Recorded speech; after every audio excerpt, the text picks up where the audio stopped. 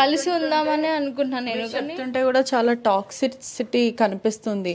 కొట్టినా కూడా ఎందుకు కొట్టాల్సి వచ్చింది? ఇప్పుడు ఎవరిని ఎవరు కొట్టుకోకూడదు ఏ రిలేషన్షిప్ అయినా, ఆ చెయ్యి వేయాల్సిన అవసరం ఎందుకు వచ్చింది? అంటే మేడం, ఫస్ట్ ఆ రోజు నేను బతుకమ్మ పండుగ రోజు నేను 9 అవుతుంది నాకు ఆఫీస్ నుండి వచ్చేసరికి. చాలా సార్లు కొట్టిండే. చాలా సార్లు కొట్టాడు. ఎప్పుడైనా మేడం పెళ్ళి అయినప్పుడు, పెళ్ళి కాకముందు నుంచే ఆయన కొట్టిండు మేడం. కొడితే మా చెల్లె మాకు చెప్పుకోలేదు, ఎందుకంటే చెప్తే మళ్ళీ ఎక్కడ గొడవలు అవుతాయి అని చెప్పి చెప్పలేదు. అప్పటికైనా మా చెల్లెకి మేము చెప్పినాం, బుజ్జి పెళ్లి కాకముందే ఇన్నిసార్లు కొడుతుండు, నువ్వు చేసుకున్నావు అనుకో అనవసరంగా లైఫ్ మొత్తం స్పాయిల్ అయిపోతుంది, నువ్వు చేసుకోక బుజ్జి అని అంటే, లేదురా పెళ్ళి అయిన తర్వాత మారుతాడు అని చెప్పి మమ్మల్ని ఒప్పించుకున్నది. సరే అని చెప్పి మేము చేయడం జరిగింది. మళ్ళీ పెళ్ళైన తర్వాత కూడా అసలు అవి దెబ్బలు కాదు మేడం, దగ్గర ఒక నెలకు పెళ్ళైన రెండో రోజుకే కొట్టిండు మేడం. ఒక 10 సార్లు ఊరుకోలేదా అసలు? ఎందుకు ఆడపిల్ల మీద చెయ్యడం ఏంటి? భార్యగా నువ్వు కట్టుకున్నావు, ఎలా కొడతావు అని మీరు అడగలేదా? మేము అడిగినాం మేడం, అడిగాము. ఆయనకు అతనికి చెప్పాను, మా చెల్లెకి నేను చెప్పినా మేడం. తర్వాత మేము పోలీస్ స్టేషన్ కూడా పోయినాం మేడం. పోలీస్ స్టేషన్కి పోయి కూడా కేసు పెట్టడం జరిగింది. మేము చెప్తాం, ఎందుకంటే అట్లా కొట్టుకోవద్దు, ఎందుకంటే నాకు మ్యారేజ్ అయ్యింది మేడం. నా లైఫ్లో నేను ఉంటా, నాకు బిజీ ఉంటుంది, ఇప్పుడు నా రెస్పాన్సిబిలిటీ నాకు ఉంటాయి.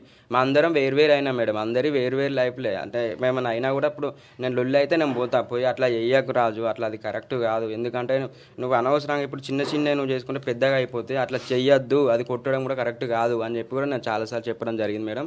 ఇంకోటి అసలు మా చెల్లెని చాలా చిత్రహింసలు పెట్టిండు మేడం. అట్లా ఇంకోటి ఆ రోజు సూసైడ్ చేసుకునే ముందు కూడా హెల్మెట్తో కొట్టిండు మా చెల్లెను. హెల్మెట్తో కొడితే ఇక్కడ చూపెట్టది, అది మొత్తం అణిగిపోయింది.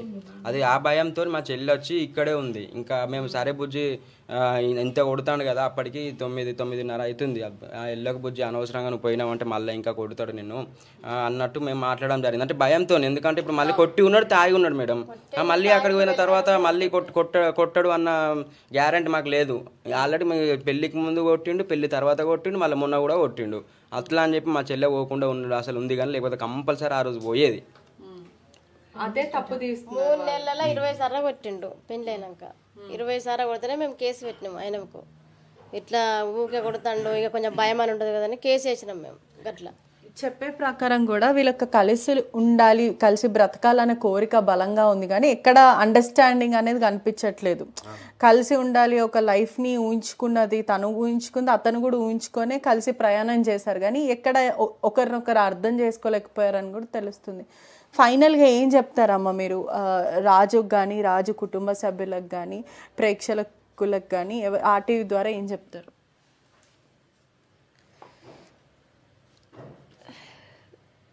రాజు ఇట్లా చేస్తాడని మాత్రం నేను అనుకోలేదు మేడం. ఎన్ని గొడవలైనా నేను కలిసి ఉందామని అనుకున్నా.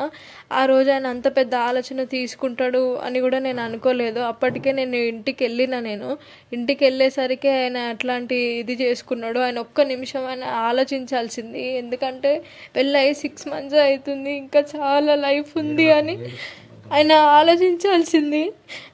నా లైఫ్ పాడు చేసిండు, ఆయన లైఫ్ కూడా పోగొట్టుకున్నాడు, అందరికీ దుఃఖం పెట్టేసి ఆయన వెళ్ళిండు.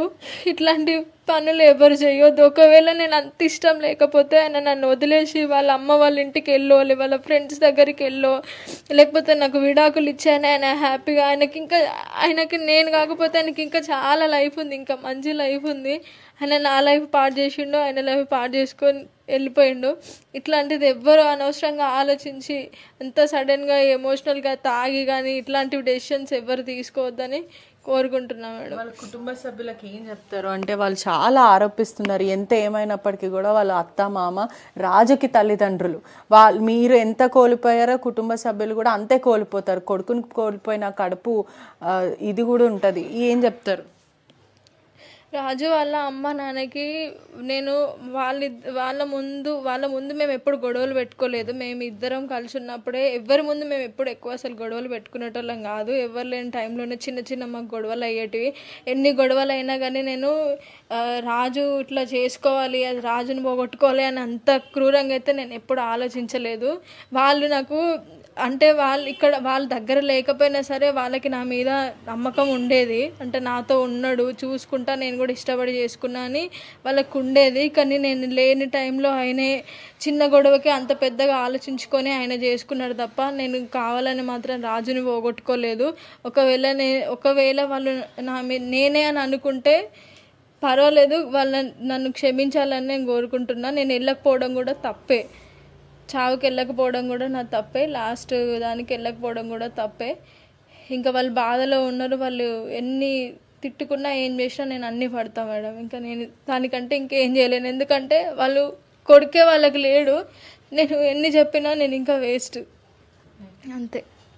ఒకటి గడ్డం రాజుని కోల్పోవడం కుటుంబ సభ్యులకు కూడా ఎంతో తీరని లోటనే చెప్పొచ్చు. ఒకవైపు తల్లికి కూడా కడుపుకోత మిగిలించారు, మరి అదే కాకుండా భార్యని కూడా ఒక్కసారి కూడా నా గురించి కానీ నా కుటుంబాన్ని గురించి కూడా రాజు ఆలోచించలేకపోయాడు.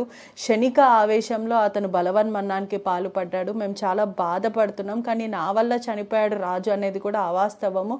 కేవలం మాకు చెప్పాలి అంటే తీవ్రమైన మనస్తాపంకి గురై ఉండొచ్చు. ఎందుకంటే మేము అనేక గొడవలు పడుతున్నాం, తరచూ ఎన్ని రోజులు మేము ఆనందంగా ఉన్నామో అన్ని రోజులు కూడా మేము గొడవ పడుతూనే ఉన్నాము. కానీ కారణం మొత్తం నేనే అంటే కూడా నేను ఒప్పుకోను. ఖచ్చితంగా పోలీస్ విచారణలో కూడా ఇది ఇప్పటికే ఇన్వెస్టిగేషన్ కొనసాగుతుంది, నేను ప్రతిదీ కూడా ఫేస్ చేస్తానంటూ కూడా భార్య సౌందర్య చెప్పుకుంటూ వస్తుంది.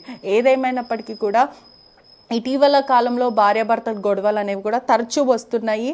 బలవన్మరణానికి పాల్పడుతున్నారు. ఎంత చిన్న విషయం వచ్చినప్పటికీ ఒక చిన్న గొడవకి కూడా ఏమాత్రం భార్య తట్టుకోలేకపోవడం, భర్త తట్టుకోలేకపోవడం, గొడవల మధ్యలో నించొని జీవితాన్ని ముందుకు సాగిద్దామనే ఆలోచన ఎవరికి ఉండట్లేదు. ఒకవేళ ఇబ్బందిగా పడుతున్నారు ఇరుపక్కన, ఒకవేళ భార్య అన్న భర్త అయినా ఎవరైనా ఈ రిలేషన్షిప్లో ఆ టాక్సిసిటీని గమనిస్తున్నట్టయితే ఖచ్చితంగా వాళ్ళు విడాకులు తీసుకోవడం మంచిదంటూ కూడా అనేక మంది చెప్తున్న పరిస్థితి. కానీ ఇలా బలవన్మరణానికి పాల్పడము, జీవితాన్ని అలా మధ్యలో వదిలేయడం అది మోమాటికి తప్పు. కుటుంబ సభ్యులు కూడా ఎంతో ఆవేదన వ్యక్తం చేస్తున్నారు. Over to studios. Thank you Patricia. So మొత్తంగా అటు గడ్డం రాజు భార్య చాలా అనుమానాలకి సమాధానాలు చెప్పే ప్రయత్నం చేశారు. నేను ఇలా చేస్తాడనుకోలేదు, చాలాసార్లు గొడవపడ్డాము, పెళ్ళైన తర్వాత 2 నెలలకే నేను ఆయన కొట్టడంతో, గొడవ పెట్టడంతో, తిట్టడంతో నేను వెళ్ళి కంప్లైంట్ చేశానని చెప్పుకొచ్చింది. చనిపోతాడని ఎప్పుడూ కూడా ఊహించలేదు. తరచుగా గొడవలు జరుగుతూ ఉండేవి, అప్పుడప్పుడు గొడవలు జరుగుతూ ఉండేవి, అన్నిటినీ దాటవేస్తూ వచ్చాము. కానీ ఎప్పుడు కూడా ఇలా చేసుకుంటాడు అనుకోలేదు. ప్రేమించే పెళ్లి చేసుకున్నాము. నేను ఆ రోజు గొడవ అయింది, ఆ తర్వాత నేను బయటికి వెళ్ళిపోయాను. వచ్చి చూసేసరికల్లా ఇది పరిస్థితి. సో కొన్ని సందర్భాల్లో అయితే నేను బాగుంటాను, ఇలా చేయను, అంతా సవ్యంగానే ఉంటుంది, అంతా బాగానే ఉంటుందని చెప్పి నన్ను బతిమిలాడాడు కూడా. పెద్దల సమక్షంలో జరిగినప్పుడు అవన్నీ కూడా నేను నమ్మాను. నాతో పాటుగా జీవితాంతం ఉంటాడు అనుకున్నాను, కానీ ఇలా చేసుకుంటాడు అనుకోలేదని చెప్పి ఆ సదరు భార్య చెప్తోంది. సో ప్రస్తుతానికైతే గడ్డం రాజు మరణాన్ని ఎవరు కూడా జీర్ణించుకోలేకపోతున్నారు. ముఖ్యంగా ఫోక్ ఇండస్ట్రీ మొత్తం కూడా ఒకసారిగా తీవ్ర దిగ్భ్రాంతికి లోనని చెప్పాలి. So this content had some disturbing visuals, viewer descriptions advised. ఈ కాంటెంట్లో మిమ్మల్ని కొంత కలవరపాటు గురి చేసే అంశాలు ఉన్నాయి.